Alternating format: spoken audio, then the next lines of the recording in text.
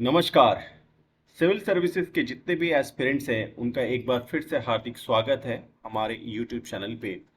और आज मैं वीडियो स्टार्ट करने से पहले मैं सभी से एक बार निवेदन करूंगा कि कृपया इस सवाल को पहले देखें।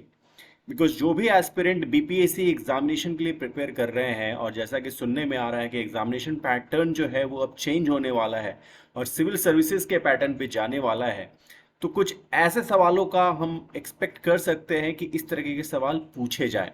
और जैसा कि आज का टॉपिक है उसी टॉपिक से ये सवाल लिया गया है और ये एक प्रकार का एक टेस्ट है जिससे आपको अपने बारे में पता लगेगा कि आपकी तैयारी कितनी है।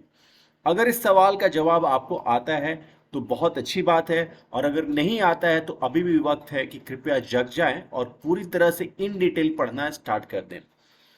हालांकि जैसा कि आपका आज का टॉपिक है जिसके बारे में हम डिस्कशन करेंगे वो है ब्रह्म समाज राजा राम मोहन राय के बारे में, बट फिर भी एक प्रयास कीजिए और इस क्वेश्चन को सॉल्व करने की कोशिश कीजिए। सवाल देखिए, आपके पास आपका टाइम है, 10 सेकंड का टाइम मैं देना चाहूंगा। और अभी तक आपने इस क्वेश्चन को पढ़ भी लिया होगा और शायद आपको इसका जवाब आ भी रहा होगा, तो कृपया आप इसको मुझे बता सकते हैं कमेंट में कि क्या इसका आंसर होगा। ओके, एनी हाउ मैं एक बार क्वेश्चन फिर से मैं पढ़ देता हूँ। Which of the following statement is correct about Raja Ram Mohan Roy? Raja Ram Mohan Roy के बारे में इनमें से कौन सा कथन सत्य है, ये आपको बताना है। He was in the opposition of intercaste and interracial marriages. वो इंटरकास्ट मैरिज मतलब एक जाति से दूसरे जाति में विवाह के अगेंस्ट में थे, मतलब वो नहीं चाहते थे ऐसा होना। Second option, he established a new religious society based on the twin pillars of reason and the Vedas and Upanishads. उन्होंने स्थापना की एक रिलीजियस सोसाइटी की जो कि दो स्तंभ पे आधारित थे। पहला तो था रीजन और दूसरा था वेदास एंड उपनिषद। इसमें से कौन सा कथन सत्य है ये आपको बताना है। ओके चलिए, हो सकता है कि आपने से बहुतों को ये आंसर आ रहा हो, लेकिन ये भी हो सकता है कि बहुतों को इसका आंसर अभी ना पता हो। इसके लिए इन डिटेल में स्टडी आज हम करेंगे और हम देखेंगे कि कैसे राजा राम मोहन राय का कंट्रीब्यूशन रहा है ब्रह्म समाज की स्थापना में, और एक समाज सेवा की तरफ उनका जो भी प्रयास रहा है भारत के समपक्ष में, वो सारी चीजें इन डिटेल देखेंगे जिससे कि आपकी तैयारी पूरी हो जाए। ओके, सो आज देखते हैं आज का topic. Just a minute.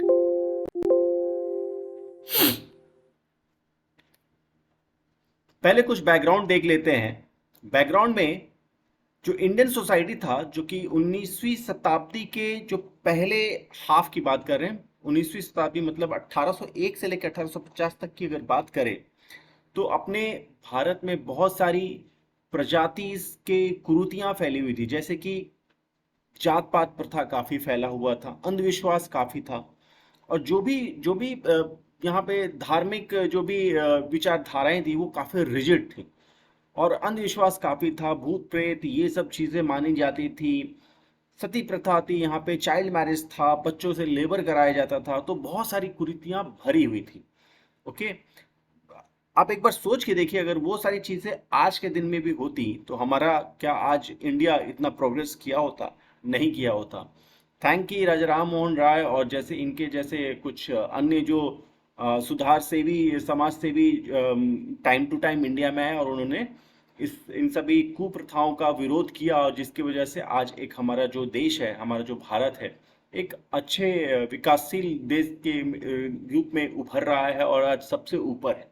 Okay, now the killing of female infants at birth was prevalent. बच्चों को मार दिया जाता था, गर्भ में ही मार दिया जाता था अगर ये पता लगता था कि वो बच्ची है। ओके, तो ये सारी कुरीतियां जो थी उस वक्त जो प्रीवैलेंट थी 19th सेंचुरी में, उसकी हम बात कर रहे हैं। Child marriage was practised in the society. छोटे बच्चों की शादी कर दी जाती थी, 4 साल 5 साल 6 साल की उम्र में ही उन बच्चों की शादी कर दी जाती थी।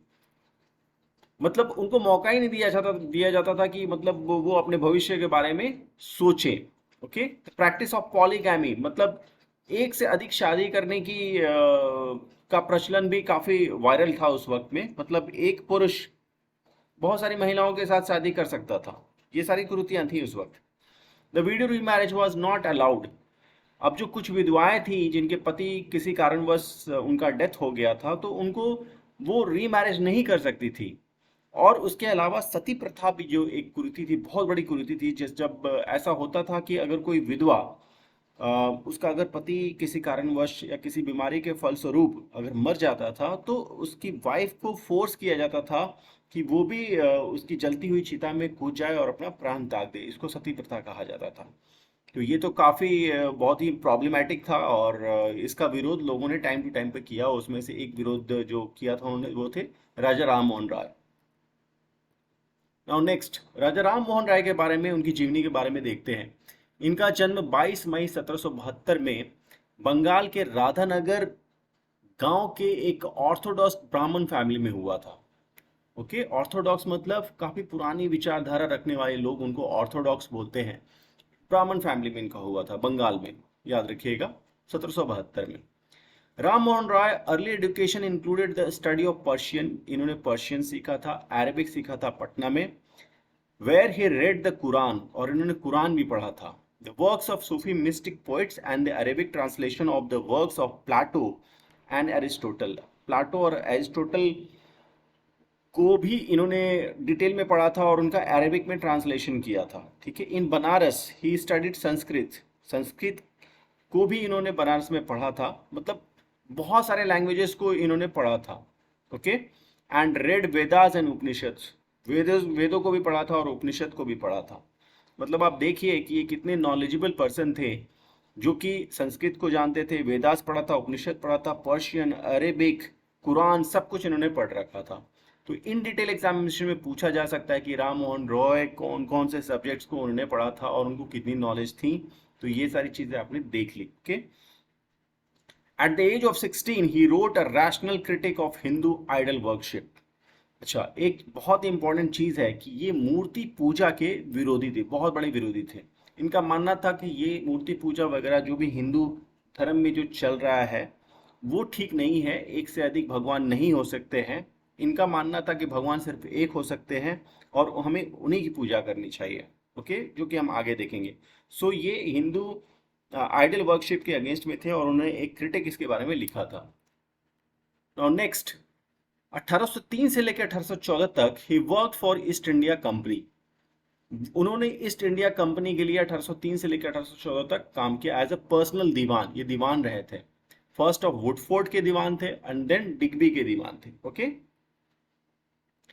नवंबर 1830 में he sailed for England to present there to counteract the possible nullification of the act banning सती।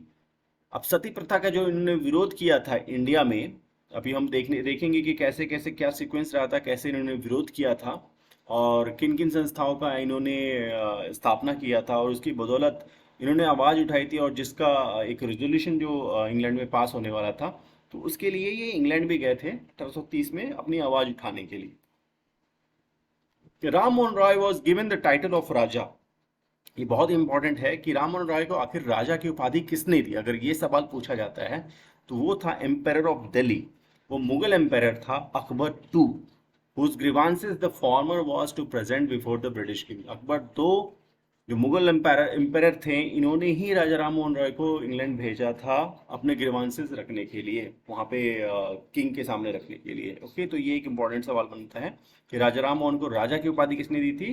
तो अकबर द सेकेंड ने, मुगल एम्पायर। याद रखिएगा, ये ऑप्शन में दिखेगा तो आप लगा सकते हैं। Now, Raja Ram Mohan Roy is often called the father of Indian Renaissance and the maker of modern India। राजा राम मोहन रॉय को फादर ऑफ इंडियन रेनेसेंस भी कहा जाता है and the maker of modern India. इनको मेकर ऑफ मॉडर्न इंडिया भी कहा जाता है। ठीक है, ये भी वेरी इंपॉर्टेंट है, बहुत इंपॉर्टेंट है, इसको ध्यान से याद करते हुए चलिएगा। Okay. Now Raja Ram Mohan Roy's first published work Tuhfat ul Muwahhidin, ये किताब का नाम है, इसको याद रखिएगा। Gift to deists, published in 1803 1803 exposed irrational religious beliefs and corrupt practices of the Hindus as the belief in revelations। no offense to any religion, but इन्होंने एक क्रिटिक बुक लिखा था तुफत उल मुवाहिदीन, अ गिफ्ट टू डीस्ट। जिसमें इन्होंने जो हिंदू विचारधाराएं थी and जो corrupt practices उस वक्त जो चल रहे थे, जैसे मंदिरों में कुछ दान करना, पंडितों द्वारा डिफरेंट बिलीफ को अपनाना और लोगों को कहानियां सुनाना, तो उसके खिलाफ ये थे।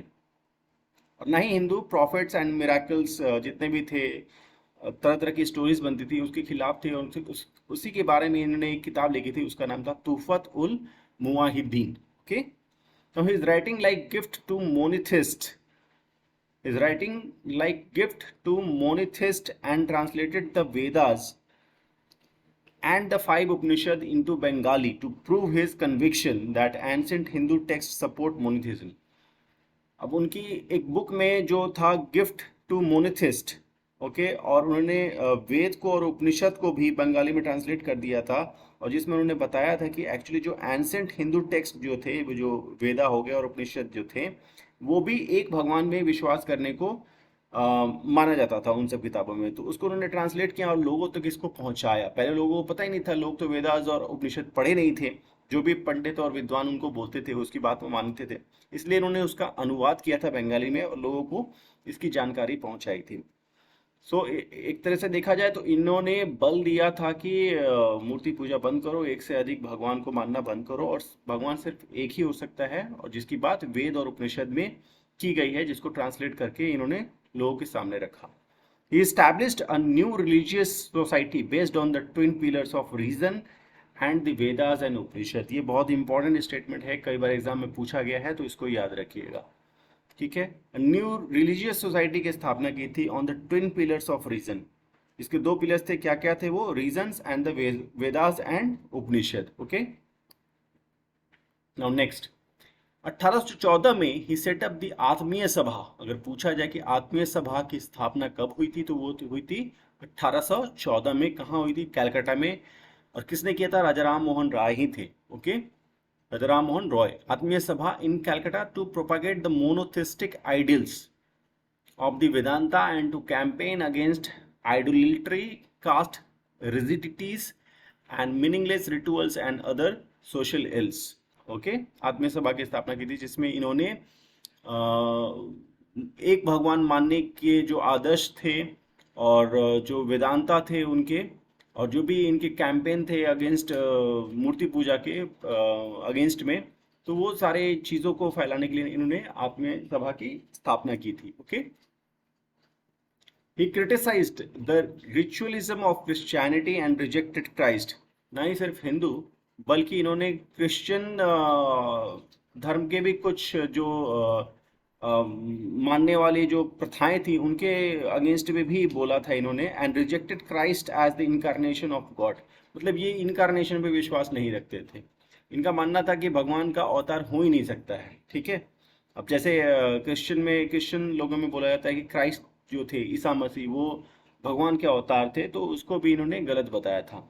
इन परसेप्ट्स ऑफ जीसस 1820, ये भी इनकी किताब है, in precepts of Jesus, he tried to separate the moral and philosophical message of the New Testament, which he praised from its miracle stories। okay, तो ये चीजें थी। Now Rajaram Mohan Roy founded the Brahma Samaj. अभी आया ब्रह्म समाज इन अगस्त 1828। याद रखिएगा, ये ईयर 1828 अगस्त में इन्होंने ब्रह्म समाज की स्थापना की थी, ब्रह्मो समाज। इट वॉज लेटर रीनेम्ड ब्रह्मो समाज। पहले ये ब्रह्मो सभा थी, बाद में इसको रीनेम किया गया, इसको ब्रह्मो समाज। ओके, नाउ अब इसके गोल्स क्या थे और किस लिए इनकी स्थापना की गई थी? Its chief aim was the worship of the eternal God. मतलब जो सिर्फ एक ही भगवान है उसकी पूजा करना था। एंड इट वाज अगेंस्ट प्रेस्टहुड, पुजारियों के अगेंस्ट में था, रिचुअल्स प्रथाओं के अगेंस्ट में था, और सैक्रिफाइसेस जो कि बलिदान दिया जाता था, किसी भी चीज़ को मन्नत मांगी जाती थी, उन सब के अगेंस्ट में था ये। उनका मानना था कि सिर्फ प्रार्थना के बलबूते पे ही एक भगवान से मानना चाहिए, एक भगवान को मांगना चाहिए। ये था इनका जो जो उनका मकसद था और जो उनका चीफ एम था, वो था eternal God, worship of the eternal, सिर्फ एक भगवान की पूजा करता। Now it focused on prayers. इन्होंने बल दिया प्रेयर करने का, मेडिटेशन करने का बल दिया इन्होंने, एंड रीडिंग द स्क्रिप्चर्स, और जो वेदास थे, उपनिषद थे, उनको पढ़ने के लिए इन्होंने कहा, it believed in the unity of all religions, it believed in the unity of all religions, ठीक है, सभी धर्मों को एक साथ रहने का इन्होंने संदेश दिया। It was the first intellectual reform movement in the modern India. ब्रह्म समाज जो था वो सबसे पहला मूवमेंट था इंटेलेक्चुअल रिफॉर्म, मतलब एक ज्ञानी और पढ़े लिखे लोगों द्वारा जो भी रिफॉर्म किया गया था तो उनको इंटेलेक्चुअल रिफॉर्म बोलते हैं। तो it was first intellectual reform movement था इंडिया में। It led to the emergence of rationalism and enlightenment in India which indirectly contributed to the nationalist movement. Okay, now अभी एक रैशनलिज्म को भी इसने बढ़ावा दिया और लोगों में जानकारियां फैलाई और अल्टीमेटली यही सारी चीज़ें थी, लोगों में एक जानकारी आने लगी और उनके आँख खुलने लगे और बाद में यही चल के लोगों में जैसे जैसे जागरूकता फैलती गई तो नेशनल मूवमेंट में ये सारी जानकारी भी काफ़ी हेल्पफुल रही और लोगों ने मतलब अंग्रेजों के खिलाफ आवाज़ उठाना भी शुरू किया। नाउ फीचर्स ऑफ ब्रह्म समाज के फीचर्स क्या क्या थे? It denounced polytheism and idol worship, जैसा कि मैंने बताया कि एक से ज़्यादा भगवान को ना मानना इसमें कहा गया था और मूर्ति पूजा करने से मना किया गया था। It discarded faith in divine avatars, मतलब इनकारनेशंस, अवतार के बारे में इसने कहा था कि ये सब झूठ है और इसमें ये लोग विश्वास नहीं करते हैं ब्रह्म समाज के लोग। It denied that any scriptures could enjoy the status of ultimate authority transcending human reasons and conscience, मतलब किसी भी मूर्ति को आप परम शक्ति नहीं मान सकते हैं, इसने उससे भी डिनाई किया था। It took no definite stand on the doctrine of karma and transmigration of soul and left it to the individual Brahmos to believe either way. Okay, doctrine of karma and transmigration of soul पे भी कुछ इनका clear मत नहीं था और कोई stand नहीं लिया इन लोगों ने। Okay, sorry, it criticise the caste system, caste system को इन्होंने क्रिटिसाइज किया, मतलब ऊंच नीच जात भाव की भावना जो थी उसको इन लोगों ने क्रिटिसाइज किया, बोला कि ये सब नहीं होना चाहिए। His ideas and activities were also aimed at political uplift of the masses through social reforms and to that extent can be said to have had nationalist undertones. Okay,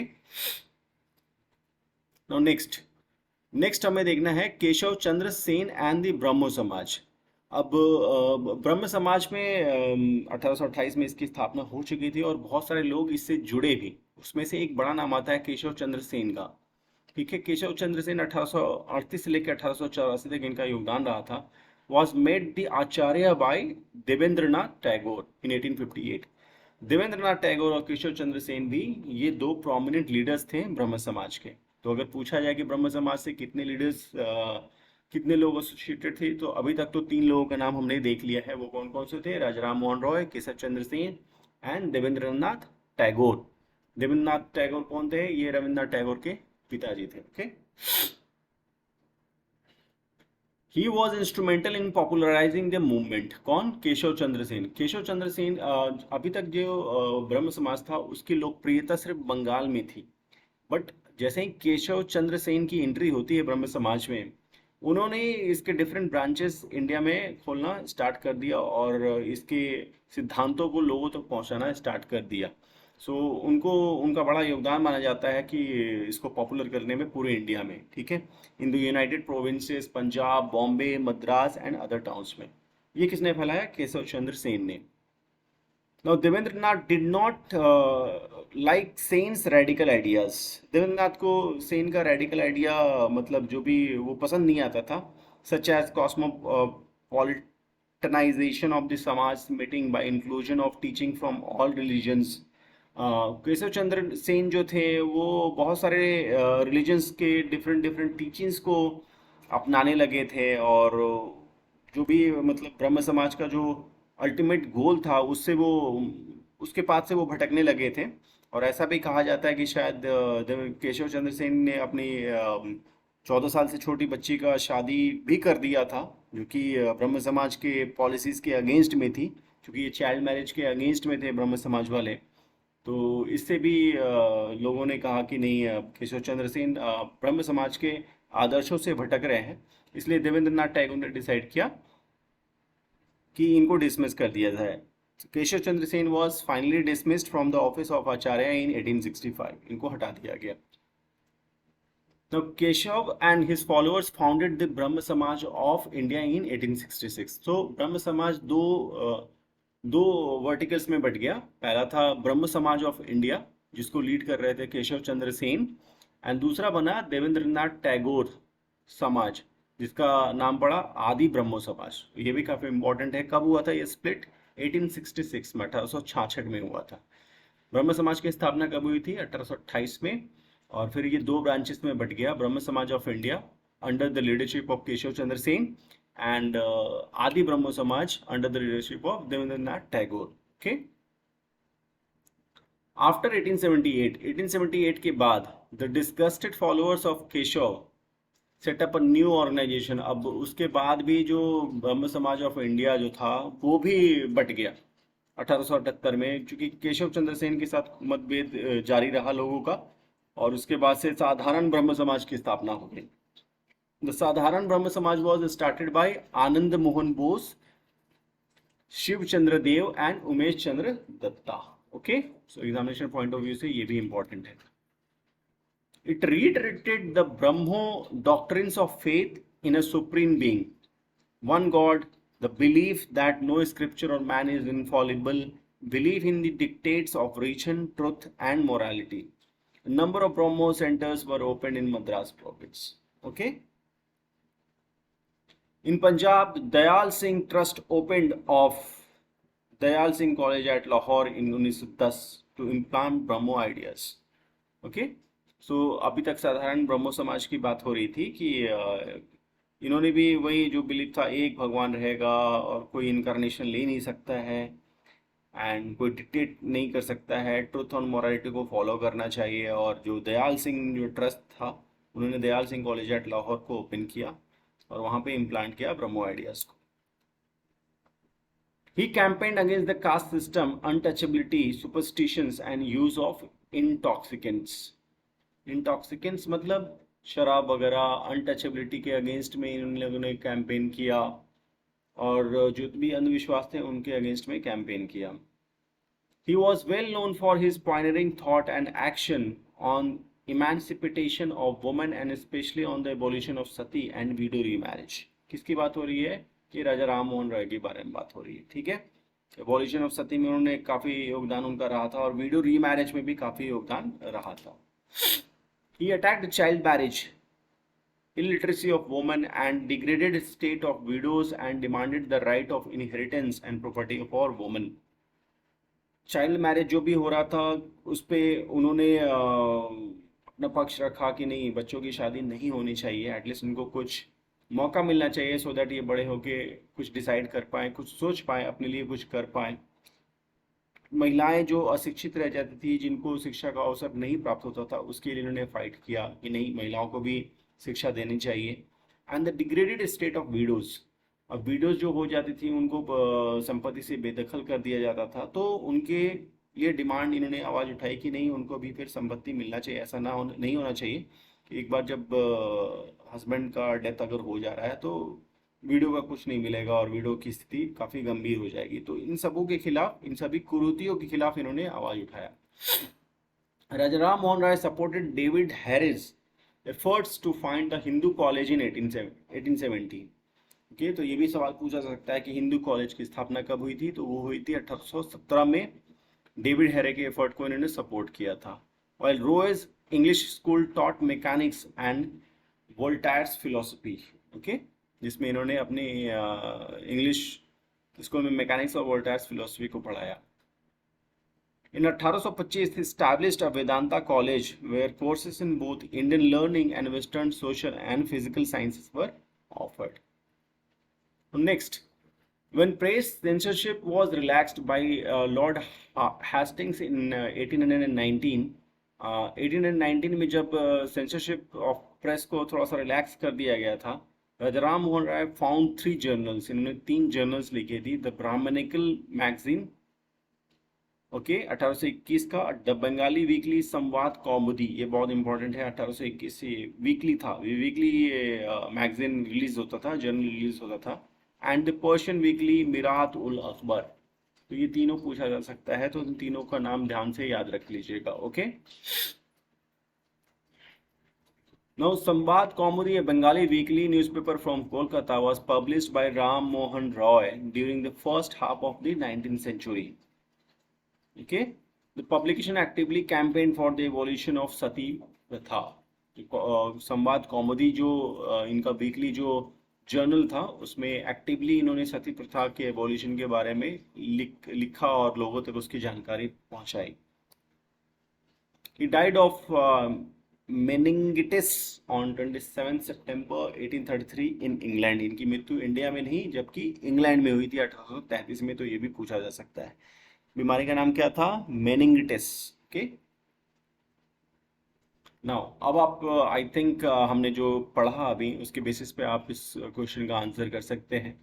तो कौन सा स्टेटमेंट करेक्ट है इसमें राजा राम मोहन रॉय के बारे में? He was in the opposition of intercaste and interracial marriages. Of course, ये सही नहीं है, बिकॉज ये इंटरकास्ट मैरिज को सपोर्ट करते थे, ठीक है, और इंटररेशियल मैरिजेस को भी ये सपोर्ट करते थे, मतलब जात पात को ये नहीं मानते थे, ठीक है, तो ये इनके सपोर्ट में थे। तो ये पहला स्टेटमेंट तो गलत हो गया। Now he established a new religious society based on the twin pillars of religion and the Vedas and Upanishad। जैसे कि मैंने वो बताया कि इन्होंने वेदा उपनिषद सब कुछ पढ़ा था और एक न्यू रिलीजियस सोसाइटी की स्थापना इन्होंने की थी जिसके दो पिलर थे, reason and the Vedas and Upanishad. तो इसका स्टेटमेंट बी सही है, two only. Next, which of the following statement is not correct about Ram Mohan Roy? कौन सा स्टेटमेंट इसमें सही नहीं है? जो स्टेटमेंट सही नहीं है वो आपको फाइंड आउट करना है। Raja Ram Mohan Roy was born in a well to do family in Bengal probably in 1772। Of course सही है, हमने अभी उनकी जीवनी देखी। 1772 में एक ऑर्थोडॉक्स बंगाली फैमिली में, सॉरी ब्राह्मण फैमिली कोलकाता में इनका जन्म हुआ था, तो वेल टू डू फैमिली थे। ओके। और second, he died in India in 1833। ये सही है, इनकी मृत्यु 1833 में कहाँ हुई थी? अभी हमने देखा इंग्लैंड में हुआ था, तो ये स्टेटमेंट गलत हो गया।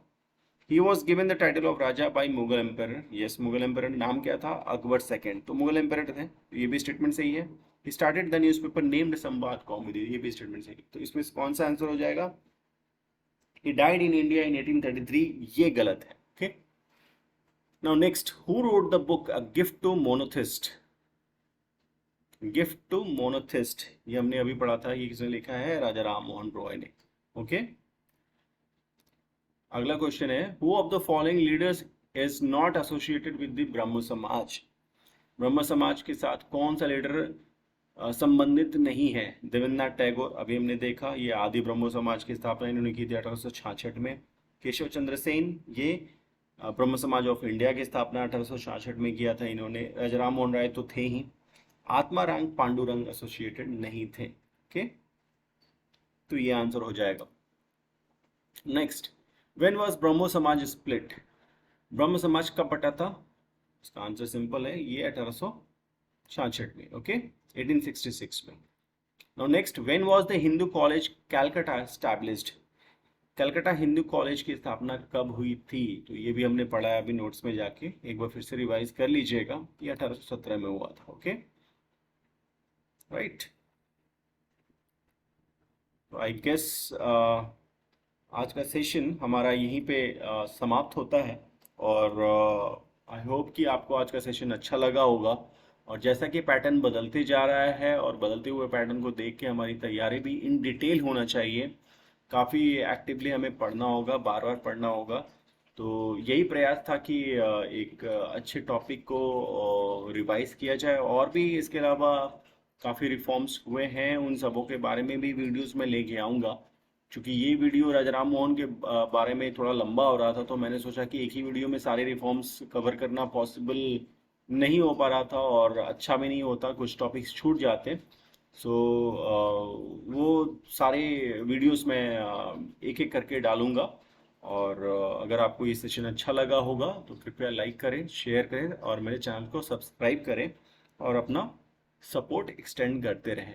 अपने मित्रों में भी इस वीडियो को शेयर करें, सो दैट उनको भी एक जो बहुत ही महत्वपूर्ण पहलू है अपना इंडिया का सोशल रिफॉर्म्स, उनके बारे में पता लगे। Okay, thank you so much.